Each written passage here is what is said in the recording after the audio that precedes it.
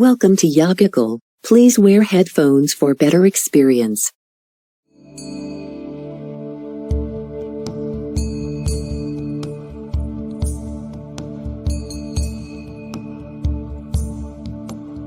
For most of the chronic ailments that people are suffering today in the world, the headquarters is in the stomach. Impurities gather over a period of time and you become dense both in body and head. It determines the way you think, feel, understand and experience life.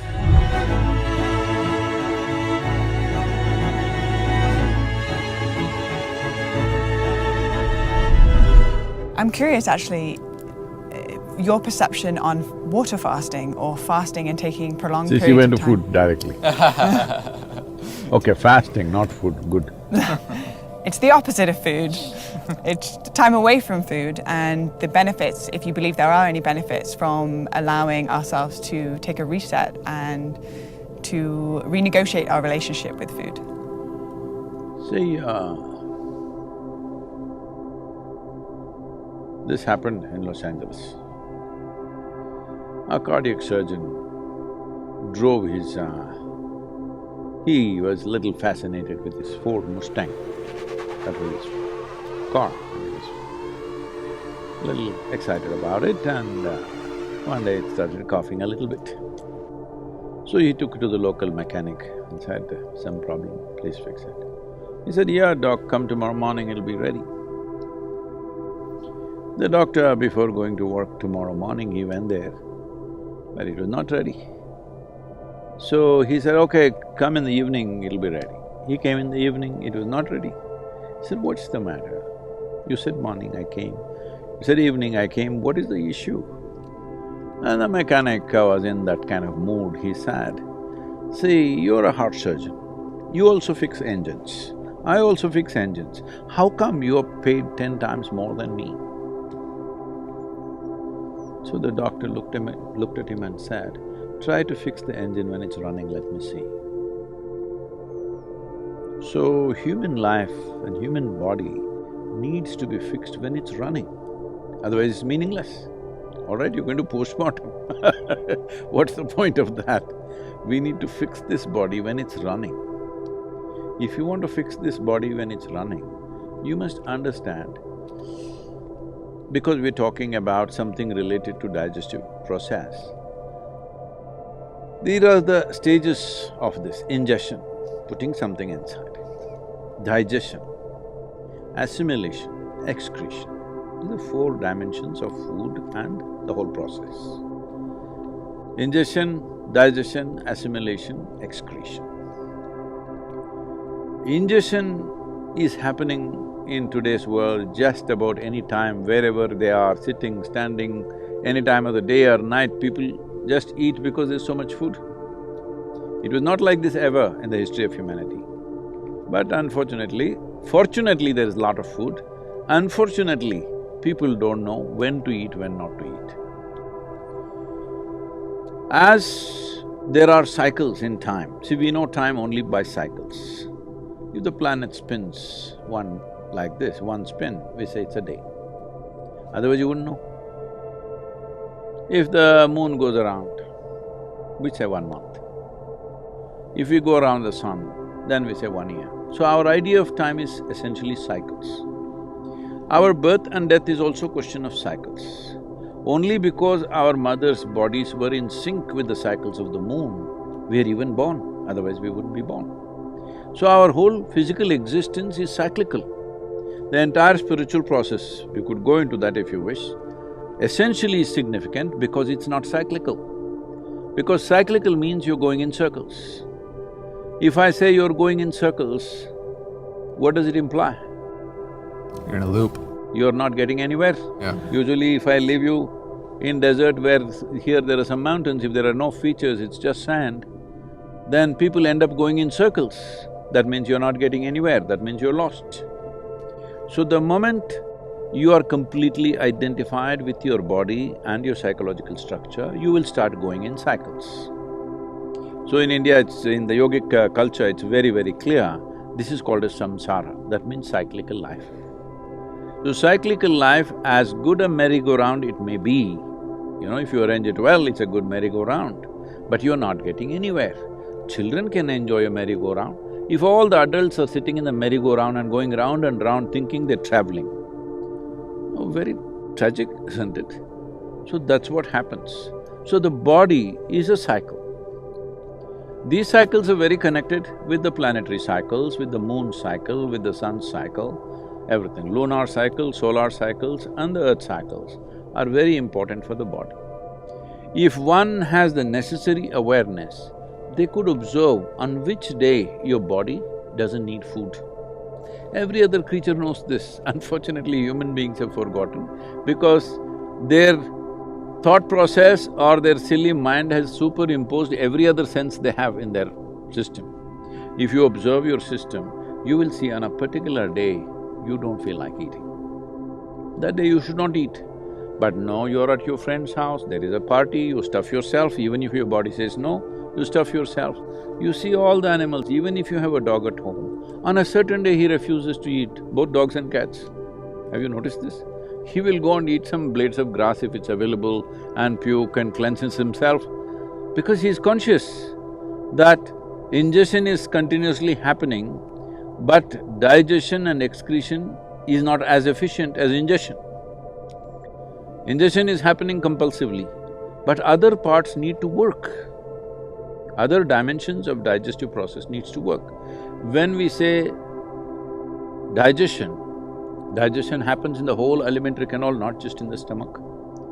And assimilation also happens across the entire alimentary canal. Now, excretion doesn't happen only through the alimentary canal, excretion needs to happen on the cellular level also. Impurities gather over a period of time and you become dense both in body and head. If you don't cleanse yourself, then it'll pile up over a period of time. We call this karma, because when it piles up, it determines the way you think, feel, understand and experience life. People may not realize this, but they will think, this is how I am, this is my nature. This is not your nature, this is the way you messed yourself, all right? So this cleansing process, one important thing is to give a break for ingestion. Because other systems are largely involuntary, you can stimulate them, but they're involuntary, they're functioning. Ingestion is a voluntary process, though unfortunately for most people it's become compulsive. It should be a voluntary process, that is, I eat when I want to eat. When I decide I want to eat, I will eat. My hand doesn't decide when to eat. If there's anything, people are doing this all the time. I relate. I think if we leave a bunch of good chocolates around you, your hand will eat, not you. So ingestion should be a conscious process. To bring this consciousness, there are many methods. One is fasting. Simply denying yourself food and water could cause damage to the system. You must support it with the necessary practices. If you have the necessary practices, the need for food will come down. See, our energies are not coming only from the food that we eat. The sunlight, the air, the water, actually, if you… in the yogic sciences, we say, if you really keep your system well, 60 to 70% of your energy should come from these three factors: sunlight, air, water.